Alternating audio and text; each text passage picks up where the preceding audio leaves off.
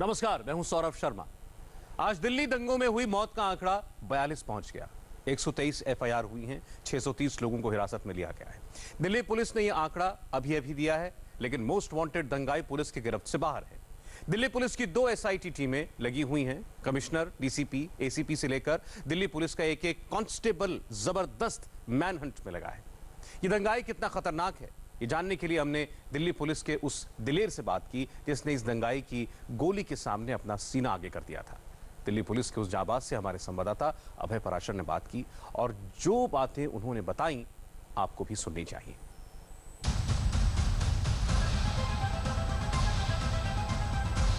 ये तस्वीर दुनिया के हर बड़े अखबार में है। ये तस्वीर हर किसी के दिलो दिमाग में बैठी है। दिल्ली के दंगाई शाहरुख को पुलिस ढूंढ रही है और हमने दीपक दहिया को ढूंढा। दीपक दहिया दिल्ली पुलिस के वही दिलेर हैं जिन्होंने चलती गोलियों के सामने अपना सीना आगे कर कईयों की जान बचा दी। दीपक दहिया ने जो आज बातें बताई, आप टीवी में उन्हें देखकर, सुनकर उनको सलाम करेंगे। क्या हुआ था 24 फरवरी को जब दंगाइयों का हमला हुआ था? क्या हुआ था जब बलवाई शाहरुख के सिर पर खून सवार था? क्या हुआ जब इस दंगाई ने सीधे दीपक दहिया पर गोलियां चला दी? क्या हुआ जब दंगाई शाहरुख से हेड कांस्टेबल दीपक का फेस टू फेस सामना हुआ? आपके दिमाग में भी ये सवाल घूम रहे होंगे, लेकिन जवाब आपको नहीं मिला होगा।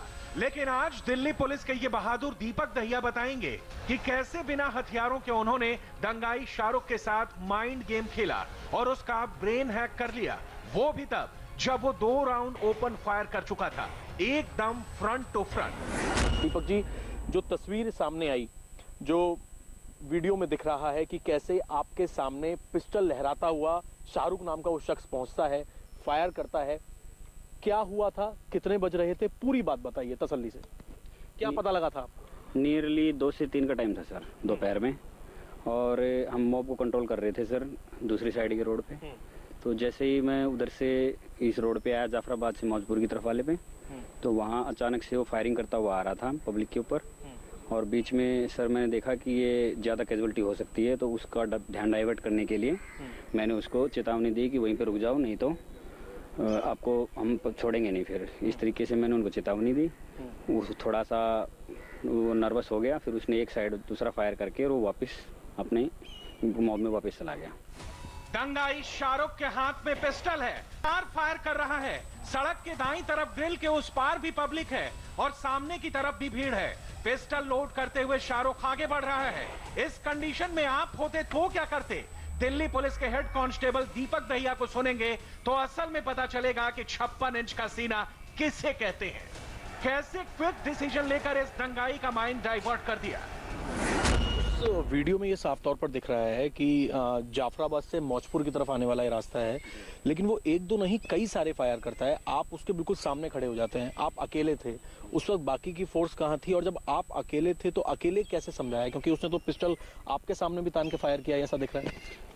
सर एक्चुअली जो रोड पार करके आया मैं, तो मैंने देखा कि पब्लिक के ऊपर फायरिंग हो रही है, तो मैंने यही सोचा कि इसे कैजुअलिटी ना हो, किसी आदमी की जान ना जाए, तो इसीलिए मैंने उसको माइंड डाइवर्ट करने के लिए ट्राई किया और जिसमें मैं कामयाब हो गया सर। जब वो आपके सामने आ गया था, पीछे भी उसने फायरिंग की थी, हाथ में उसके पिस्टल थी, आपके पास कोई हथियार नहीं था, तो उस वक्त आपके दिमाग में नहीं आया कि आप उसके सामने हैं, उसके हाथ में पिस्टल है, वो आपकी तरफ फायर कर सकता है, आपकी जान को भी खतरा हो सकता है? उस वक्त दिमाग में ऐसे कंडीशन में आदमी का दिमाग काम करना बंद कर देता है। कैसे आपने सब कुछ संभाला वहाँ पर? नहीं, सबसे पहले तो सर हमारी ड्यूटी है कि पब्लिक की सेफ्टी सबसे पहले है, अपनी जान देकर भी हमें उन्हें बचाना है सर। तो मैंने सबसे पहले यही सोचा था कि मुझे चाहे कुछ भी हो जाए, लेकिन पहले सबसे पहले इनको बचाना ज़रूरी है।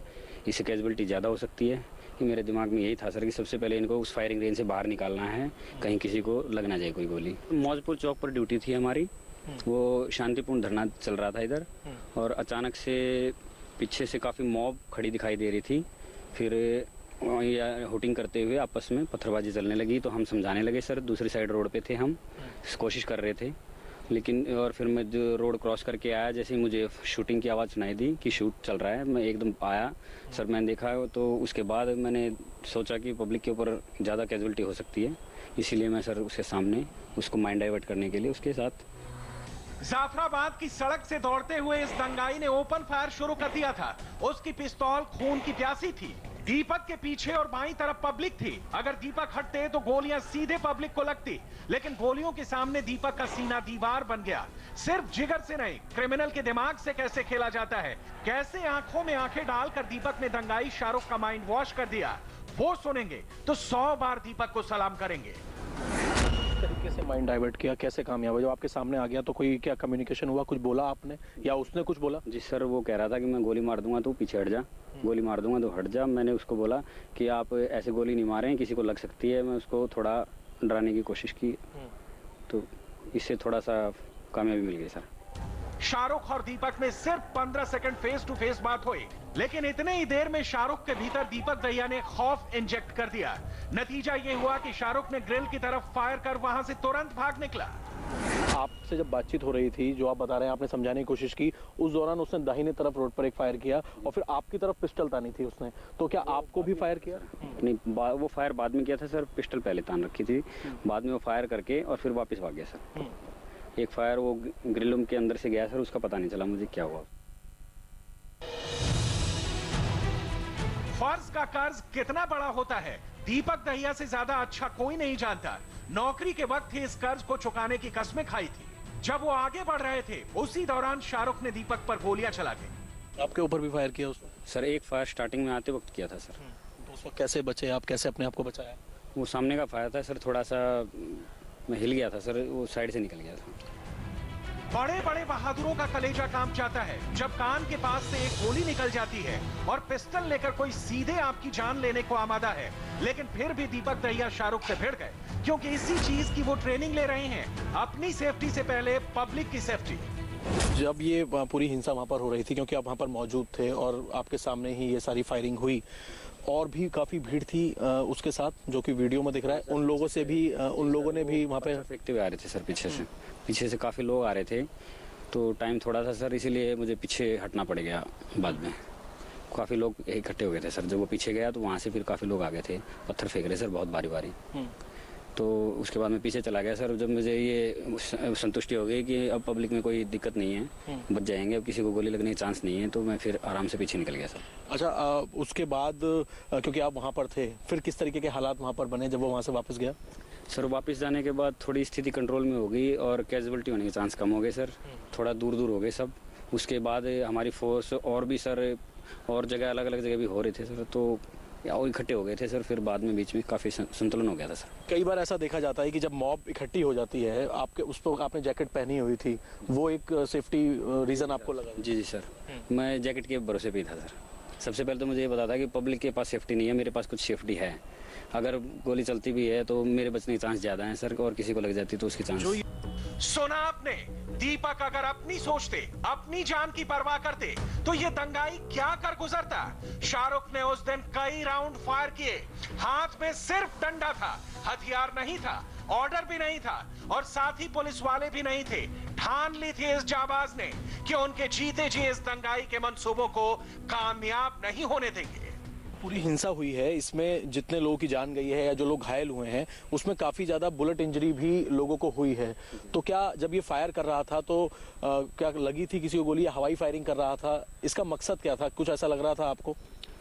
हाँ सर, ये तो नहीं पता चला कि किसी को लगी या नहीं, तब तक किसी ने ना कुछ बताया था सर, और बाद में पता भी नहीं चला कि लगी है या नहीं लगी है। बाकी कोशिश यही थी कि सर किसी को ना लगे। बाकी जो फोर्स थी, क्या फिर वो लोग आपसे मिले, आप लोगों को आपको संभाला, या उस दौरान कहाँ थी फोर्स? जो वो रोड की दूसरी साइड मॉब को कंट्रोल कर रही थी सर। हाँ। तो जैसे उनको पता चला, फिर वो भी इकट्ठे होके आए, फिर उन्होंने कंट्रोल किया सर। साथ की फोर्स दूसरे मोर्चे पर डटी थी, दीपक इस मोर्चे पर। दिमाग में सिर्फ एक ही चीज चल रही थी, इस दंगाई को पब्लिक से दूर करना है। कुछ याद नहीं था दीपक को कि घर में 2 बेटियां हैं, बूढ़े माँ बाप हैं, बीवी है, 2 छोटे भाई हैं। बस याद था तो वो फर्ज जिसके लिए वो दिल्ली पुलिस में शामिल हुए थे। सुनिए, दिल्ली पुलिस के इस सुपर कॉप को, दिल्ली पुलिस को लेकर कई कंफ्यूजन दूर हो जाएंगे। बिल्कुल आपकी ड्यूटी ऐसी है और पुलिस की ड्यूटी ऐसी है कि हमेशा जनता के बारे में सोचना है। सबका एक परिवार है, इंसान ही है, आप और हम इंसान हैं। उस वक्त क्या थोड़ा बहुत कुछ ऐसा लगा कि खतरा बहुत ज्यादा हो सकता है? परिवार के बारे में कुछ ऐसा लगा कि सामने एक बंदूक तान के खड़ा हुआ है, इतनी मॉब इकट्ठी है, एक आदमी के दिमाग में ये भी आता है कि अचानक से कोई हमला कर देगा, ऐसा कुछ आया दिमाग में? परिवार का ख्याल आया? कोई ऐसी बात हुई? नहीं सर, औरों के भी तो परिवार है सर, पहले उनकी सोचने की उनके बारे में तो सोचता हूँ सर मैं पहले। ये बहुत अच्छी आपने बात कही कि आपकी ड्यूटी ऐसी है, जान की परवाह करे बिना आपने और जनता के बारे में सोचा कि किसी और को गोली ना लग जाए। जब ये कंडीशन हुई, जब वीडियो टीवी चैनल्स पर चलने लग गया, सोशल मीडिया पर वायरल होने लग गया, उसके बाद परिवार से फोन आया? उसके बाद कुछ बात हुई कि आप ठीक हैं, आप सुरक्षित हैं? चिंता घर वालों को बाद में हुई? कुछ हालचाल पूछा? जी सर, उनको 2 दिन बाद पता चल गया सर सोशल मीडिया से। फिर बाद में पिताजी ने तो कहा था सर कि आपकी पार्ट ऑफ ड्यूटी है और आपने बहुत अच्छा किया है और आगे अभी घबराने की जरूरत नहीं है। हम हमारी तरफ से तो पूरा अप्रिशिएट है कि आगे भी आप ऐसी सुरक्षा करते रहें। परिवार में कौन कौन है आपके? पिताजी हैं सर, 2 छोटे भाई हैं और मम्मी, वाइफ, 2 बेटियां। फक्र महसूस हो रहा है परिवार वालों को कि आपने अपनी जान की परवाह नहीं करी, आप सामने खड़े हो गए? कुछ आपको ऐसा लग रहा है, एक प्राउड महसूस, या घर वाले के या इलाके के लोग कर रहे हैं, अच्छा लग रहा है आपको? जी सर, पूरा गांव सभी कह रहे हैं सर कि तूने बहुत अच्छा काम किया है, तूने किसी को चोट भी नहीं लगने दी और अपने आप को भी बचा लिया। दिल्ली का दंगा गुस्से में नहीं हुआ। यह हिंदू मुसलमानों के बीच का दंगा भी नहीं था, बल्कि ये बिल्कुल वेल प्लान दंगा था। जगह, वक्त, सब कुछ पहले से तय था। आप सोच रहे होंगे कि हम ये किस आधार पर कह रहे हैं। आज हमारे रिपोर्टर हर उस लोकेशन पर गए जहां दंगे हुए थे और उन्होंने वहां दंगे के सबसे बड़े सबूत ढूंढ निकाले, फिर एक एक तार को जोड़ने की कोशिश की और जो सच सामने आया वो बता रहा है कि दिल्ली का दंगा पूरी तरीके से प्लान था। दीवार पर लोहे की ग्रिल से बना गुलेल, रिक्शे पर तैनात लोहे का गुलेल, छतों की रेलिंग में लगा गुलेल, ताहिर हुसैन के घर की छत पर भी मिला गुलेल।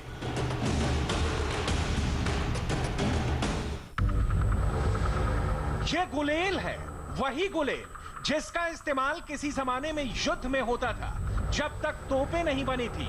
बड़े बड़े गुलेल से दुश्मनों पर पत्थर से वार किया जाता था।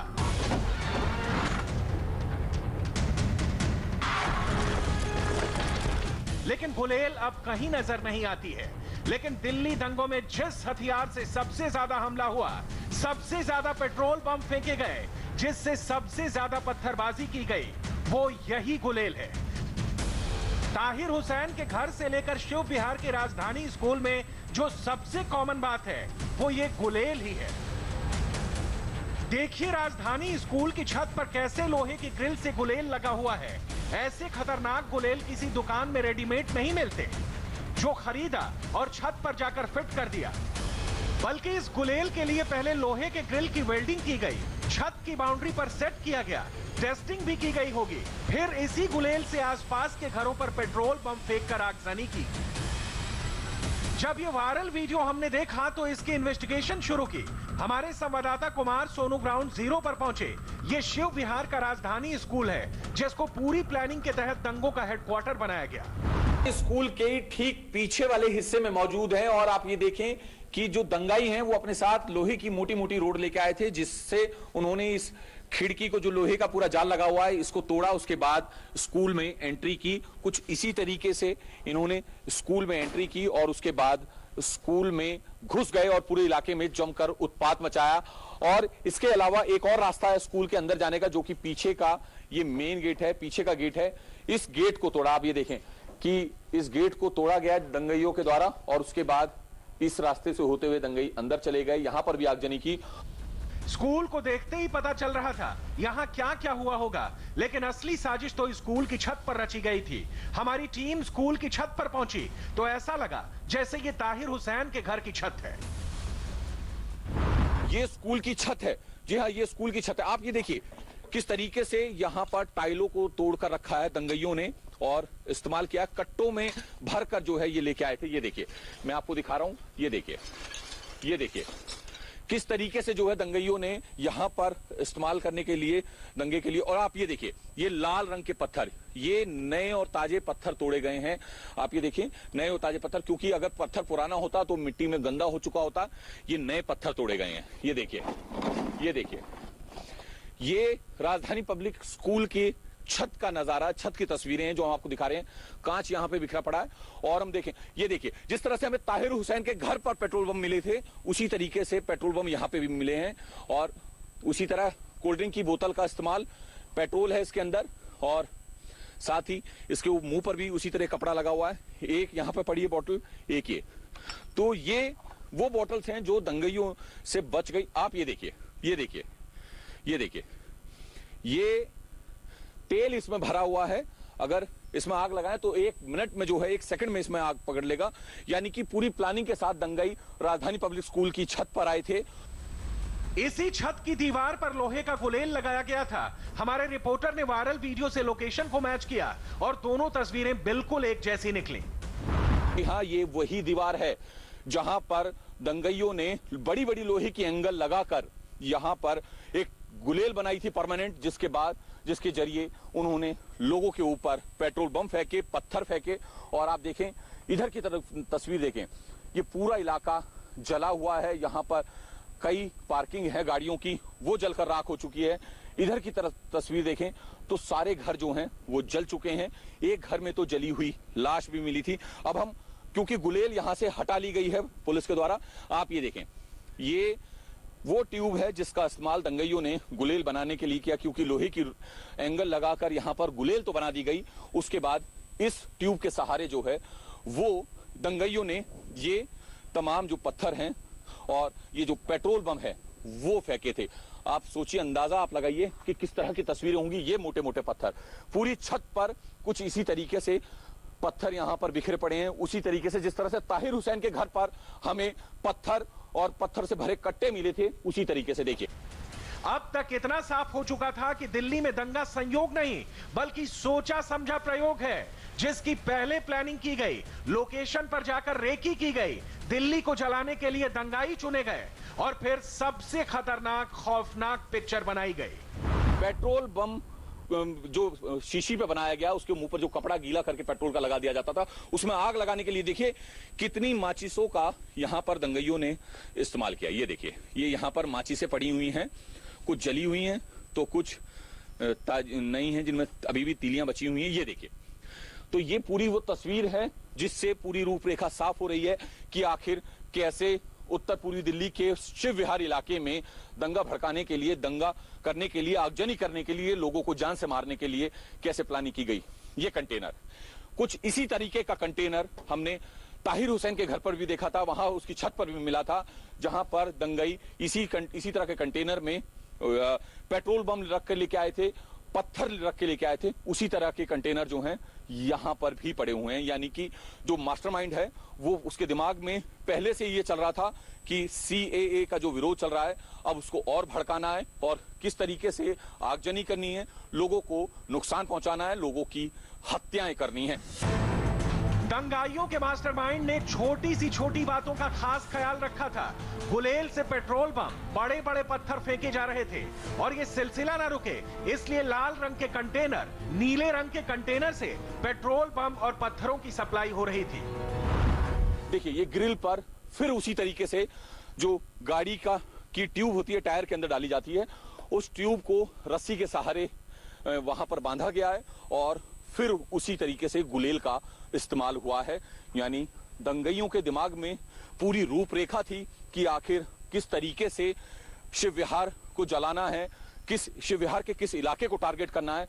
ये पूरी रूपरेखा दंगइयों ने तैयार की हुई थी। आपको एक और मैं तस्वीर दिखा दूं कि किस तरीके की यहां पर तस्वीर है। आप ये देखिए, जिस तरह से दीवार यहां पर आपको टूटी हुई मिली, उसी तरीके से आप ये देखिए, वो सामने वाली छत पर 2 कैरेट पड़ी हैं, एक नीले रंग की, एक लाल रंग की। जहां नीले रंग की कैरेट पड़ी है उसके साथ में देखिए दीवार वहां पर भी टूटी हुई है। इसके अलावा एक और मकान है, वहां पर रेड कलर की कैरेट पड़ी हुई है। आपको मैं दिखा दूं कि रेड कलर की जो कैरेट है वो यहां पर पड़ी हुई है। जब हमने स्कूल की छत पर अच्छी तरह से पड़ताल की तो हमारे हाथ दंगाइयों की साजिश का एक और सबूत लगा, जो बताता है दंगाइयों ने कैसे एंट्री और एग्जिट पॉइंट पर बारीकी से काम किया था।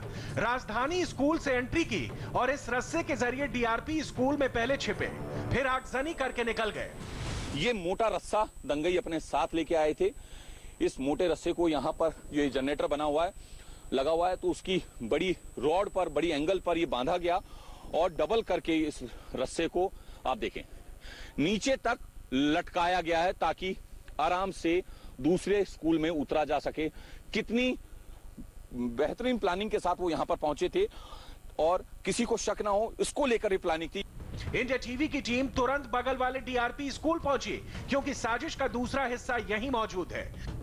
डीआरपी स्कूल के मेन गेट पर इस वक्त मौजूद हैं, जो इस वक्त जलकर राख हो चुका है। स्कूल खंडर में तब्दील हो चुका है।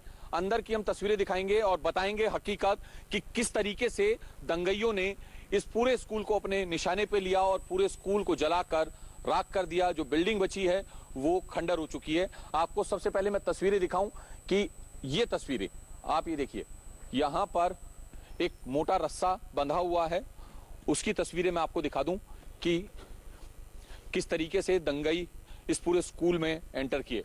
दरअसल हमने आपको राजधानी पब्लिक स्कूल के पीछे के गेट से तस्वीरें दिखाई थी कि पीछे के गेट से दंगई घुसे, अंदर से आगे की तरफ से घुसे और जमकर तोड़फोड़ की तमाम हथियार उनके हाथ में थे और ये रस्सा अपने हाथ में लेकर दंगई आए थे, जो कि राजधानी स्कूल के ऊपर लगे बहुत मोटे लोहे के एंगल में बांधा और उसके बाद तमाम दंगई जो है इस रास्ते से इस स्कूल में उतरे और उसके बाद जमकर उत्पात मचाया। ये देखिए कितना तैयारी के साथ आए थे। लंबाई तक उन्हें पता है कि 3 मंजिल से उतरने के लिए कितने मोटे रस्से और कितने लंबे रस्से की जरूरत पड़ेगी। 3 मंजिला रस्से से उतरने के नाम से अच्छों को पसीना आ जाएगा, क्योंकि इस तरह से रस्से से चढ़ने और उतरने की ट्रेनिंग ना किसी घर में मिलती है ना किसी स्कूल में। यानी जो लोग यहां दंगा करने आए थे उनके पास इसकी ट्रेनिंग भी थी। डीआरपी स्कूल की हालत किसी कबाड़खाने से कम नहीं लग रही है। जिस स्कूल में बच्चों को ABCD सिखाया जाता था, वहां पर बच्चे अब D का मतलब सिर्फ दंगा ही समझेंगे, क्योंकि एक एक क्लास को चुनकर जलाया गया। जब हमने स्कूल की अच्छी तरह से जांच की तो बेहद चौंकाने वाली तस्वीर सामने आई। जिस वक्त दिल्ली जल रही थी, लोग मर रहे थे, उस वक्त स्कूल के अंदर दंगाई शराब पी रहे थे। दंगाइयों को मालूम था उनको घंटों रुकना होगा, इसके लिए बाकायदा खाना भी पैक करवा के लाया गया था। इतनी तैयारी किसी युद्ध के दौरान की जाती है, यानी दिल्ली दंगे की तैयारी बिल्कुल वॉर के मुताबिक की गई थी। इसका एक और सबूत हमको शिव विहार के तिराहे पर मिला, जहां पर चलता फिरता गुलेल तैयार किया गया था। यहाँ आप देखें दिल्ली पुलिस को एक मूवेबल गुलेल मिली है, जो कि बड़ी बड़ी लोहे की एंगल की मदद से बनाई गई थी और रिक्शा में इन्हें वेल्ड किया गया था ताकि गुलेल को एक जगह से दूसरी जगह भी ले जाया जा सके आसानी से। और आप ये देखें कि बड़ी बड़ी इलास्टिक लगाकर, यहाँ पे कपड़ा लगाकर ये गुलेल बनाई गई है और साथ ही इस रिक्शा में ये मोटे मोटे पत्थर ईंट जो है बरामद हुई है। साथ ही आप ये देखें ये बोतल भी मिली है। कुछ इसी तरह की बोतल का इस्तेमाल दंगइयों ने पेट्रोल भरकर और इनके मुंह पर कपड़ा लगाकर पेट्रोल बम बनाकर लोगों के खिलाफ इस्तेमाल किया और लोगों के ऊपर जमकर जो है पेट्रोल बम फेंके गए। शिव विहार में दंगाइयों ने प्री प्लान्ड अटैक किया, जिसका खामियाजा आम पब्लिक को भुगतना पड़ा। राजधानी स्कूल से हुए इसी हमले से राहुल सोलंकी की जान चली गई। हमारी दूसरी टीम इस हमले की पूरी तहकीकात करने राहुल के घर पहुंची। दूध लेने जा रहा था, उधर जब भीड़ भाड़ देखी तो वो पीछे ही रुक गया। तो मैडम जी वो दूध तो नहीं ले पाया, लेकिन एकदम वहां से पब्लिक टूट पड़ी उधर गली से। शाम को मेरे को मीडिया सूत्रों के माध्यम से जब पता चला है कि राजधानी स्कूल में वहाँ पर मौत का सामान पाया गया है। मैं तो ये चाह रहा हूँ जैसे कि आप निगम पार्षद ताहिर हुसैन के यहाँ पाया गया है, ऐसे ही मौत का सामान इसके यहाँ पाया गया है। इसके यहाँ से निकले हुए लोगों ने ही जो मौत का सामान इकट्ठा कर लगा मेरे बेटे को गोली मारी है। राजधानी स्कूल की छत और ताहिर हुसैन के घर की छत में क्या कनेक्शन है? क्या दोनों घटनाओं का आपस में कोई लिंक है? ये जानने के लिए हमारे संवाददाता मनीष प्रसाद ताहिर हुसैन के घर पहुंचे। वहां इसकी जांच एसआईटी और फॉरेंसिक टीम कर रही थी। फोटोग्राफी की जा रही है, वीडियोग्राफी की जा रही है और घर के अंदर के साथ साथ जो बाहर का सामान है उसको भी चेक किया जा रहा है। हम इस समय ताहिर हुसैन के घर के बाहर की तस्वीर दिखा रहे हैं, जहां पे एसआईटी की टीम के सीनियर ऑफिशियल, साथ में जो फॉरेंसिक टीम है वो यहां पर मौजूद है और सैंपल कलेक्ट किए जा रहे हैं ताकि जो जांच है वो पूरी तरीके से आगे की जा सके। वहीं दूसरी तरफ आप देखें तो एसआईटी के साथ साथ जो फॉरेंसिक टीम है वो एविडेंस कलेक्ट कर रही है, वीडियोग्राफी कर रही है और सामने जो फॉरेंसिक टीम के जो सीनियर ऑफिशियल्स हैं वो इस पूरे एरिया के करीबन 50 मीटर के स्ट्रेच पे जो कि ताहिर हुसैन का घर है वहां से सैंपल्स को कलेक्ट कर रहे हैं। साथ में जो कपड़े जले हुए हैं उनको भी कलेक्ट किया जा रहा है, क्योंकि आरोप इस बात का लगा था कि एसिड ऊपर से फेंका गया, इसीलिए अब जांच पड़ताल इस लेवल पे भी की जा रही है कि जो सैंपल्स ऊपर से कलेक्ट किए गए थे, जो अंदर पेट्रोल बॉम्ब मिले थे वो, और साथ में पत्थर, कैन और जो कैनिस्टर्स थे उन सबको चेक किया जा रहा है। हमारी इन्वेस्टिगेशन में इतना साफ है कि दिल्ली का दंगा प्री प्लान था। दंगे में सैकड़ों गोलियों का इस्तेमाल हुआ। दंगे के पीछे आम पब्लिक नहीं बल्कि ट्रेन दंगाई बाहर से आए थे, जिनको गुलेल, पिस्तौल सब चलाना आता है, रस्से पर चढ़ना भी, और छोटी से छोटी बातों का खास ख्याल रखकर प्लान तैयार किया गया। और इन सब का मास्टरमाइंड एक ही है। आज का दिन बहुत अहम है। आज दिल्ली नहीं पूरे देश में एक डर था, लेकिन मुस्लिम भाइयों ने संयम दिखाया। हिंदू भाइयों ने भी भड़काने वाली कहीं कोई बात नहीं की। हिंदू और मुसलमानों को आपस में लड़ाने और भिड़ाने की बात करने वालों को एक रिपोर्ट हम दिखाना चाहते हैं जो हमने देश की 20 मस्जिदों में जाकर तैयार की है।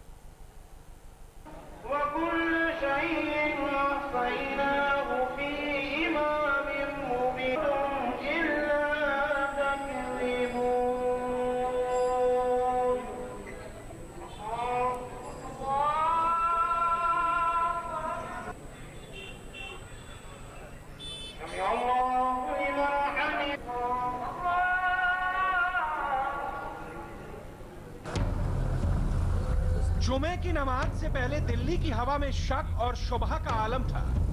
पिछले हफ्ते के तजुर्बे से पुलिस भी मुस्तैद थी। ड्रोन उड़ाए जा रहे थे ताकि दंगाइयों का समय रहते पता लगाया जा सके। ओखला मंडी, गांधी कैंप और श्रीनिवासपुरी की ये तस्वीरें गवाह हैं कि पुलिस किस हद तक निगरानी कर रही थी।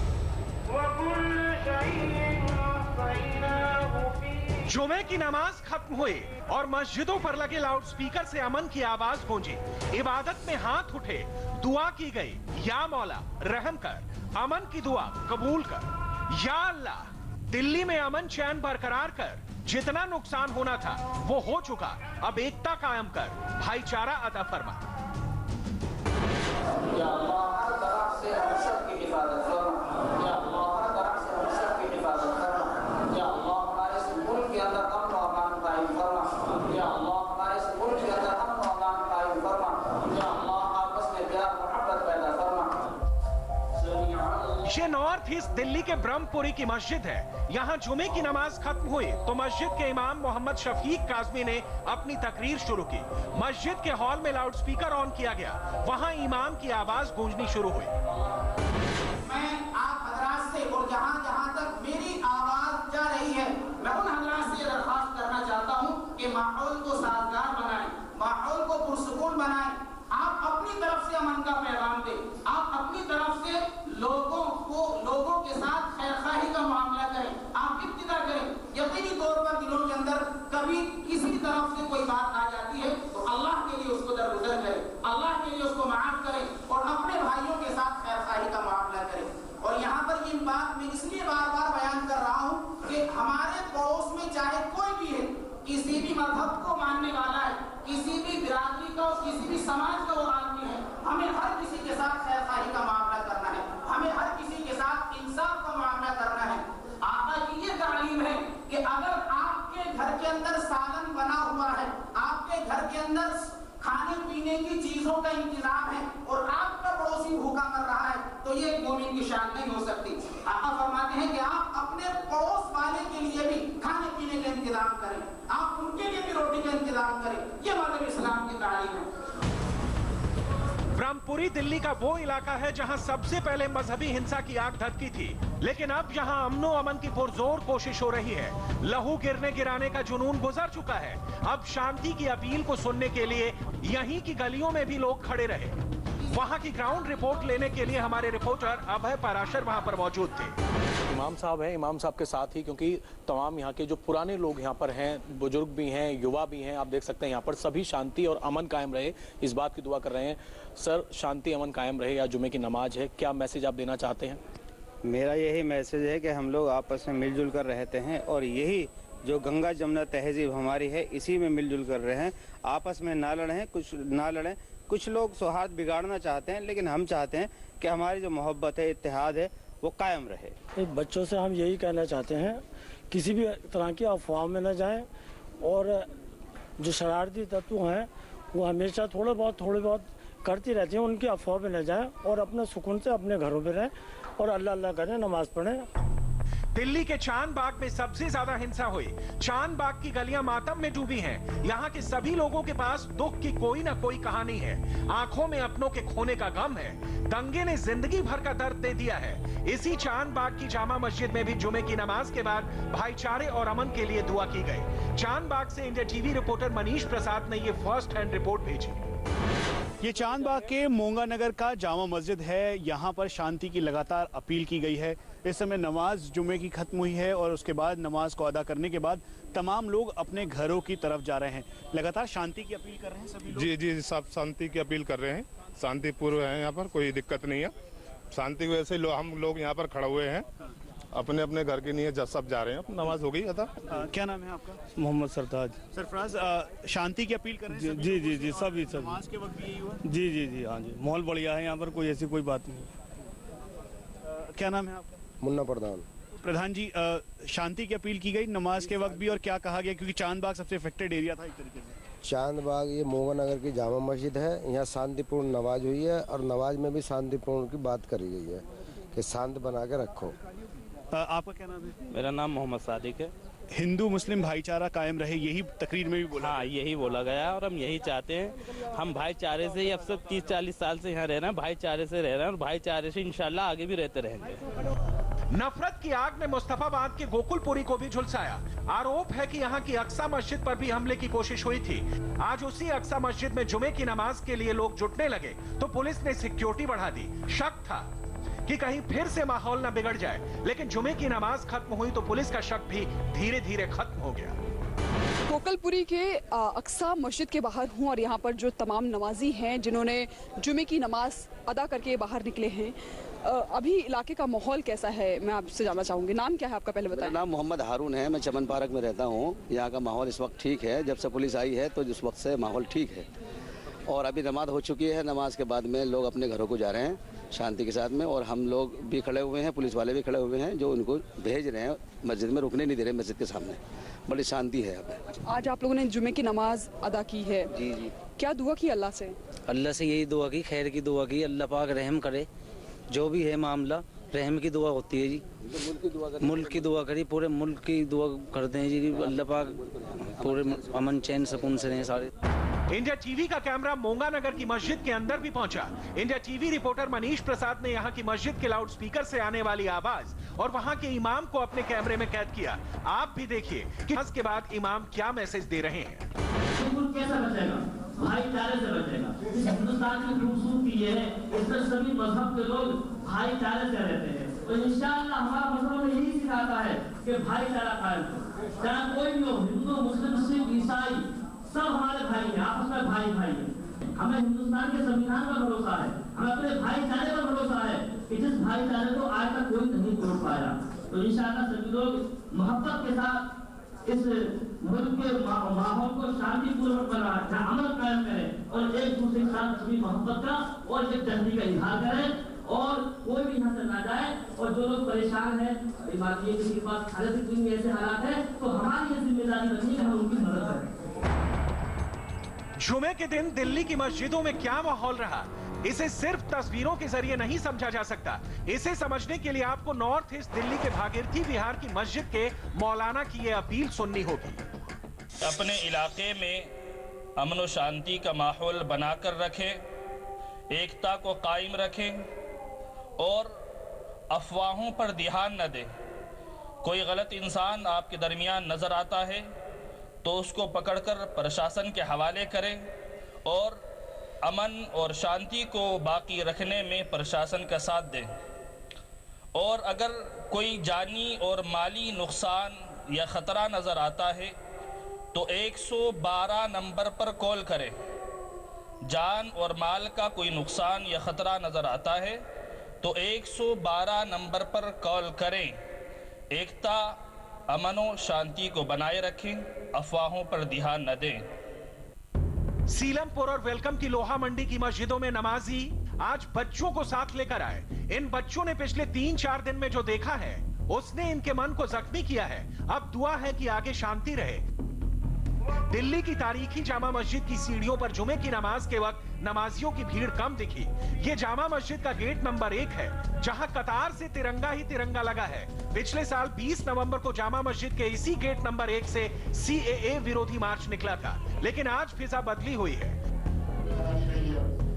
दिल्ली में अमन रहे इसकी अपील लखनऊ में भी की गई।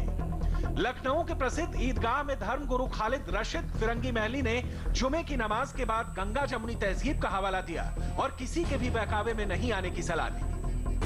यही अपील है कि हर तरीके से अमन अमान कायम रखें और इस बात को समझें कि इसमें आखिर में जितने भी फसादात होते हैं उनमें नुकसान आम ही इंसान का होता है, चाहे वो हिंदू हो या मुसलमान हो। और हमारी मुल्क की जो रवादारी है, हमारे मुल्क की जो गंगा जमनी तहजीब है, हमारे मुल्क का जो हिंदू मुस्लिम इत्तेहाद है, वो किसी भी हालत में पारा पारा नहीं होना चाहिए। सबको इन बातों का ख्याल रखना चाहिए। बहरहाल अल्लाह ताला से यही दुआ है कि अल्लाह ताला दिल्ली में हर तरीके से अमन अमान कायम फरमाए, हमारे मुल्क में अमन अमान कायम फरमाए। नागपुर, सोलापुर और बेंगलुरु, दिल्ली की फिक्र सभी शहरों को है, इसलिए अमन की अजान सभी शहरों से उठी। इनके संदेश को समझना हो तो साहिर लुधियानवी का ये शेर समझ लीजिए। खून अपना हो या पराया हो, नस्ले आदम का खून है आखिर। जंग मशरिक में हो या मगरिब में हो, अमने आलम का खून है आखिर।